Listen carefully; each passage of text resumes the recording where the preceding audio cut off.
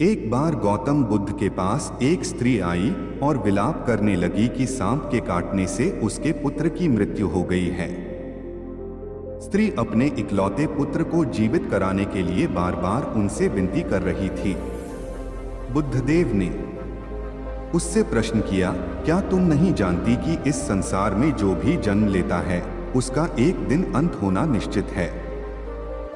उस स्त्री ने कहा, हाँ अच्छी तरह जानती हूँ, मगर आप पहुंचे हुए महात्मा हैं और आप में इतनी सामर्थ्य है कि आप मेरे पुत्र को जीवित कर सकते हैं, इसलिए मैं आपसे याचना कर रही हूँ। मेरा वह बेटा मेरी इकलौती संतान थी।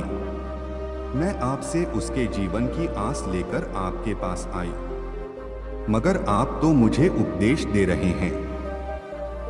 यदि आप उसे जीवित नहीं कर सकते तो कृपया साफ साफ बता दें। बुद्धदेव ने जान लिया कि पुत्र वियोग में शोकमग्न इस स्त्री को समझाना कठिन है।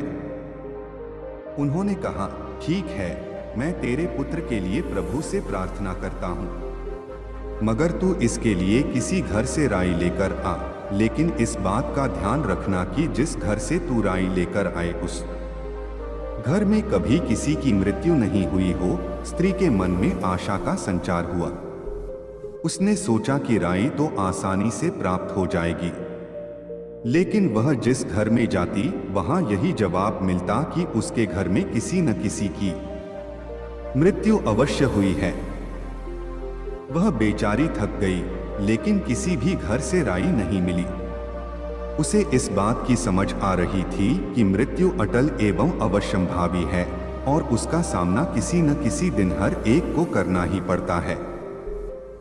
थक हार कर वह बुद्धदेव के पास लौटी और उसने बताया कि उसे कोई ऐसा घर नहीं मिला जहां किसी की मृत्यु नहीं हुई हो, लेकिन अब अन्य लोगों के समान वह भी इस दुख का धैर्य और साहसपूर्वक सामना करेगी।